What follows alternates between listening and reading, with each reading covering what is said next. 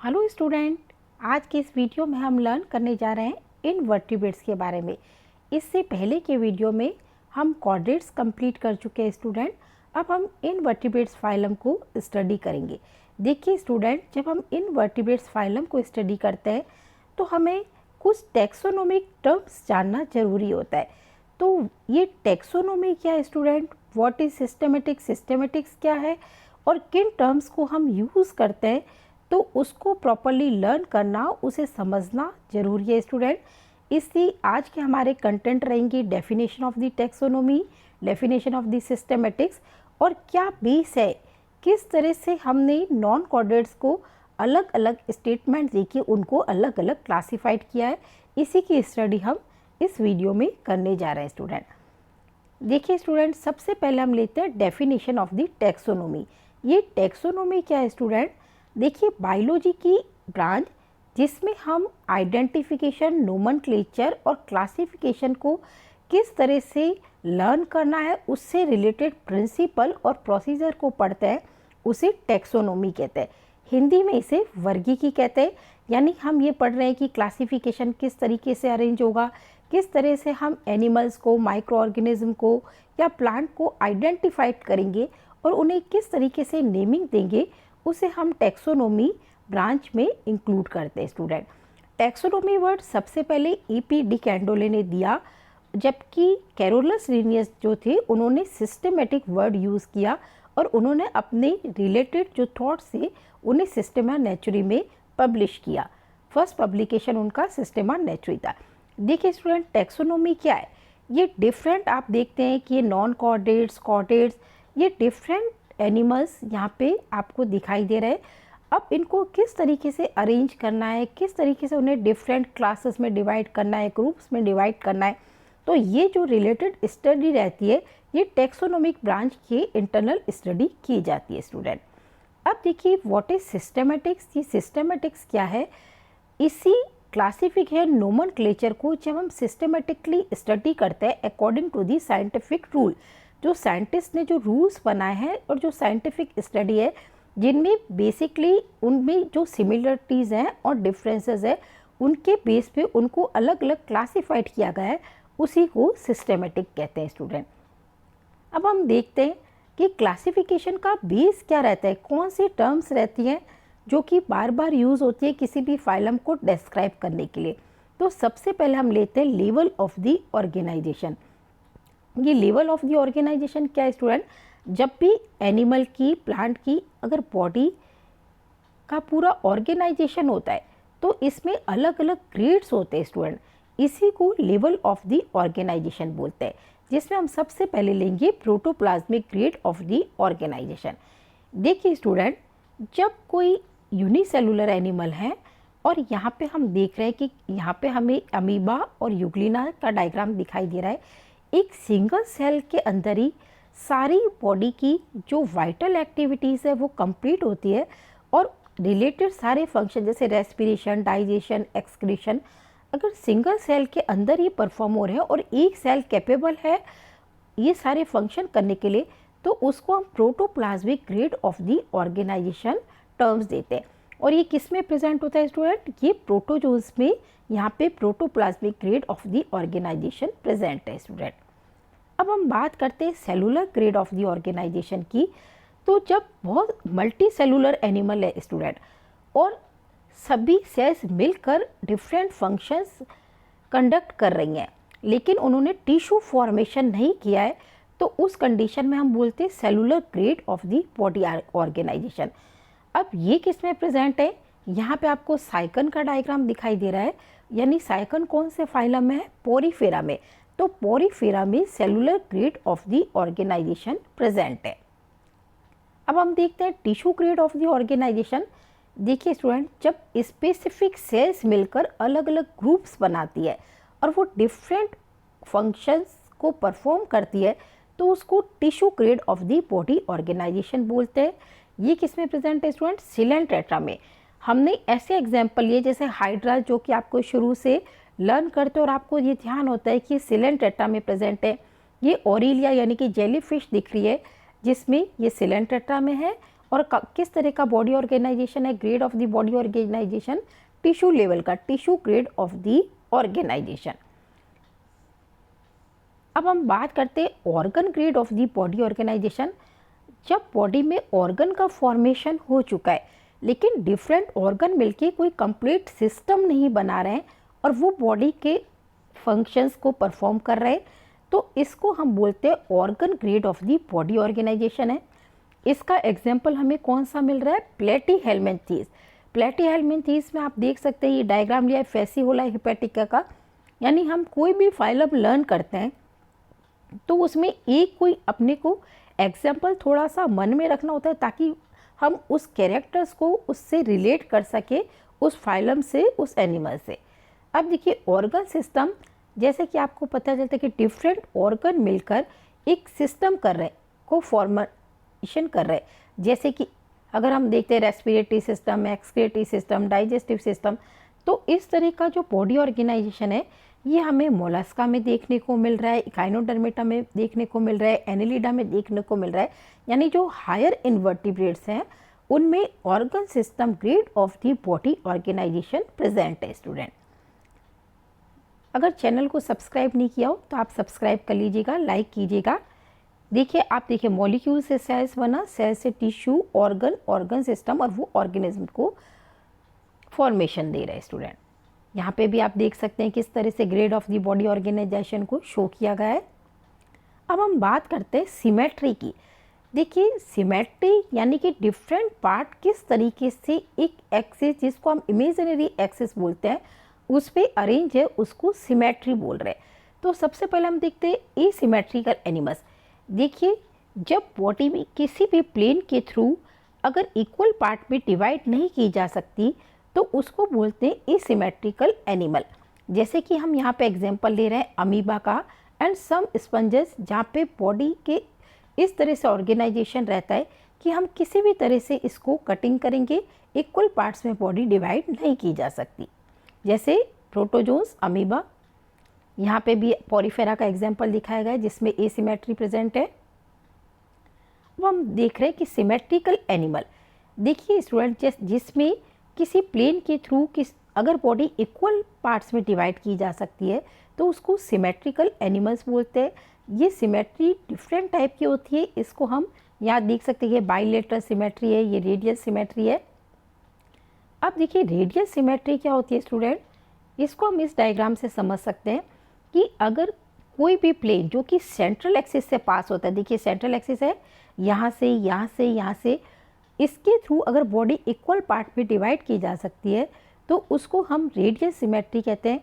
यहाँ पे हमें एग्जांपल दिख रहा है हाइड्रा का, यानी कि फाइलम सिलेंट्रेट्रा, हाइड्रा, जेलीफिश या स्टारफिश जिसमें पेंटा रेडियल सिमेट्री है। And body can be divided into equal halves by any plane passing through the centre axis. जो प्लेन सेंटर एक्सिस से निकल रहा है उसके थ्रू बॉडी इक्वल पार्ट में डिवाइड की जा सकती है।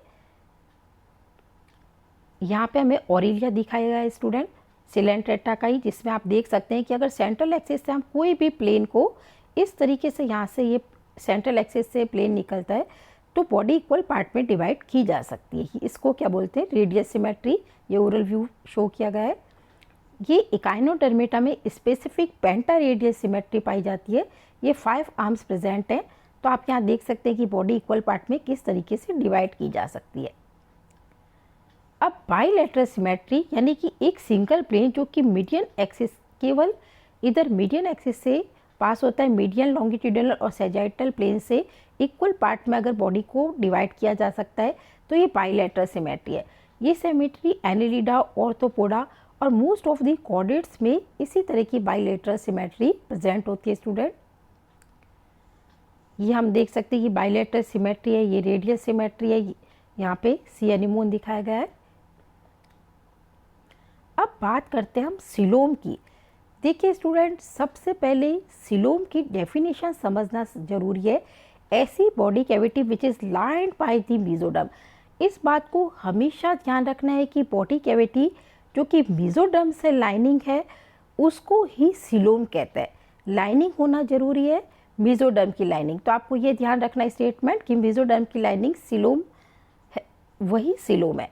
अब हम थोड़ा सा इसको समझते कि किस तरीके से।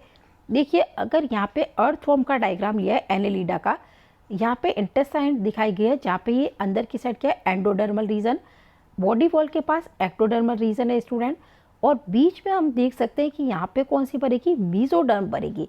यानी बाहर वाली कौन सी हो गई, एक्टो, बीच वाली हो गई मीजोडर्म,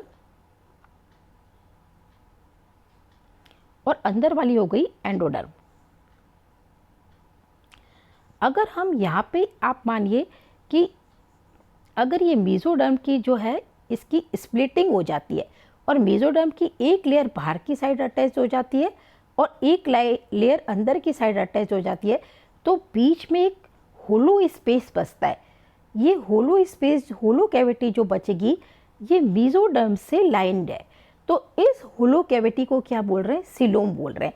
यानी ये कैसे बनी, मीजोडर्म की स्प्लिटिंग से सिलोम बनी है।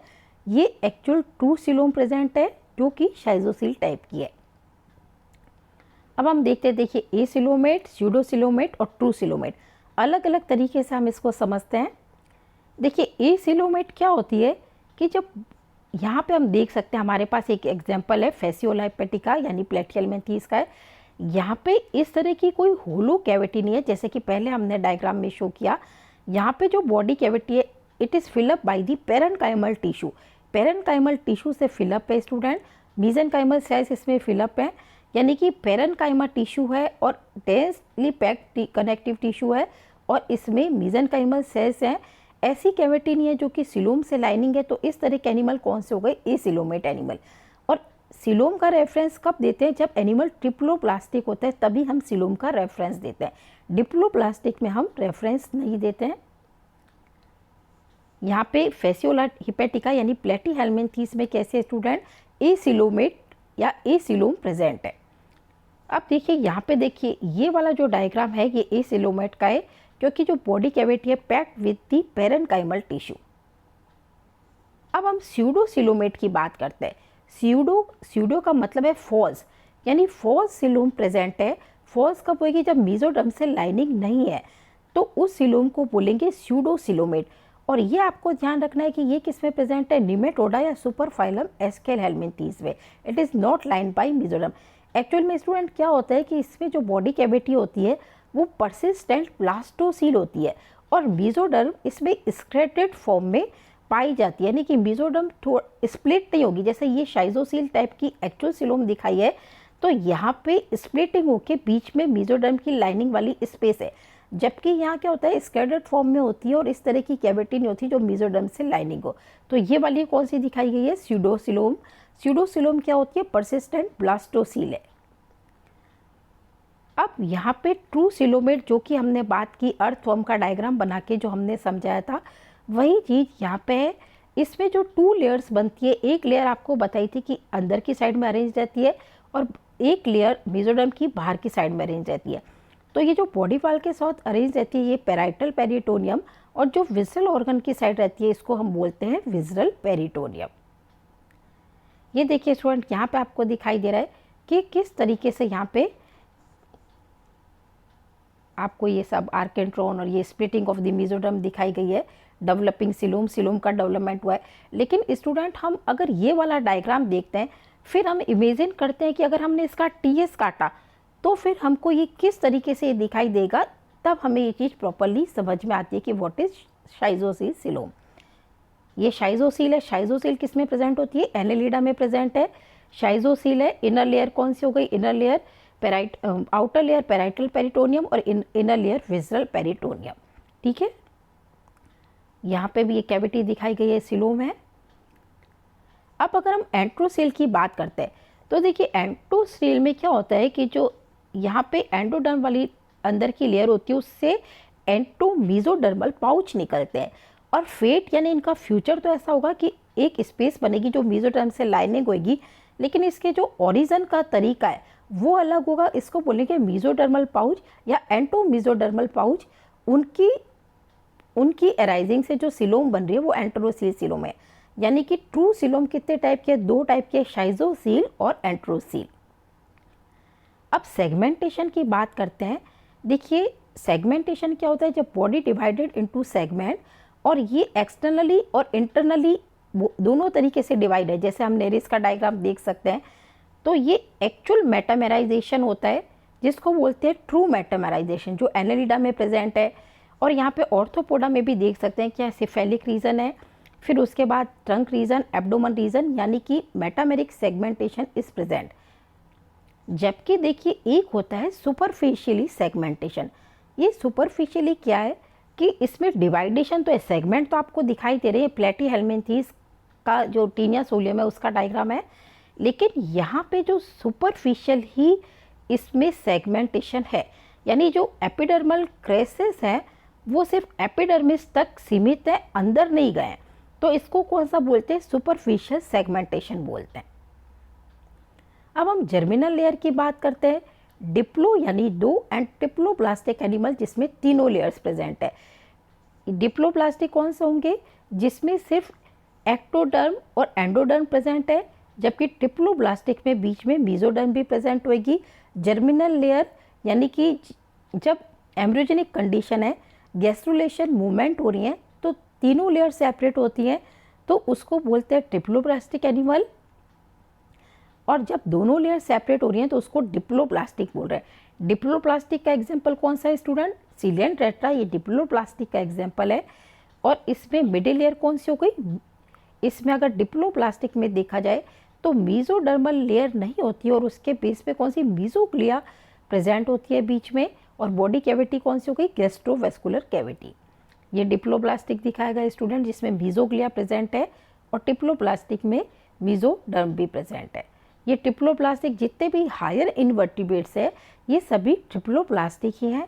इसमें body cavity true coelom present हो सकती है स्टूडेंट, और इसमें मीजोडर्म से आपको जानते हो कि जब ऑर्गन फॉर्मेशन होता है तो कुछ ऑर्गन्स एक्टोडर्म से बनते हैं, कुछ मीजोडर्म से और कुछ एंडोडर्म से। अब एम्ब्रियोजेनी की बात करते हैं, प्रोटोस्टोमिया एंड ड्यूटेरोस्टोमिया। ये क्या चीज़ है स्टूडेंट, देखिए अगर ब्लास्टोपोर क्या है, गैस्ट्रुला रीजन में जो फॉर्मेशन होता है उसको ब्लास्टोपोर कह रहे हैं, लिप फॉर्मेशन जो हो रहा है उसको ब्लास्टोपोर कह रहे हैं। अगर ब्लास्टोपोर से माउथ डेवलप्ड होता है तो इसको बोलते हैं प्रोटोस्टोमिया। एंड इसमें स्पाइरल टाइप का क्लियावेस प्रेजेंट होता है। सिलोम जो शाइजोसील सिलोम हमने डिस्कस की, और ट्रोकोफोर लार्वा, अगर एनेलिडा की लार्वा की बात करें तो ट्रोकोफोर होता है। And determinate type of egg, यानी एग्स के जो ब्लास्टोमियर्स होते हैं, फ्यूचर में कौन सा ऑर्गन किससे बनेगा वो चीज़ निश्चित होती है, तो इसको डिटर्मिनेट टाइप ऑफ दी क्लियावेस या determinate type of the eggs बोलते हैं। अब देखिए स्टूडेंट यहाँ पे देखिए कि स्पाइरल टाइप का, यानी कि एक जो टायर है ब्लास्टोमियर का, दूसरा टायर उसके ऊपर स्पाइरली तरीके से एक तरह से रोटेट हो गया है और इसमें एक ही प्लेन में अरेंज है। यहाँ पे शाइजोसील सिलोम दिखाई गई है, यहाँ पे एंट्रोसील सिलोम दिखाई गई है। ब्लास्टोपोर से किस तरीके से माउथ बन रहा है और ब्लास्टोपोर से किस तरीके से एनस बन रही है। ये ड्यूटेरोस्टोम में एनस प्रेजेंट है, इनडिटर्मिनेट यानी कि फ्यूचर निश्चित नहीं है। एंट्रोसिल टाइप ऑफ दी सिलोम और लार्वा डाइप्लूरा या प्लूटस। अब ड्यूटेरोस्टोमा किस में प्रेजेंट होता है स्टूडेंट, इकाइनोडर्मेटा में। तो ये जो लार्वा लिखा है डाइप्लूरा या प्लूटियस, ये किसका नेम है, इकाइनोडर्मेटा के लार्वा का एक नेम है। इनडिटर्मिनेट टाइप यानी कि इनका भविष्य निश्चित नहीं है कि फ्यूचर में कौन सा ऑर्गन बनेगा। होपफुली स्टूडेंट आपको ये वीडियो पसंद आया होगा। चैनल को लाइक कीजिए, सब्सक्राइब कीजिए।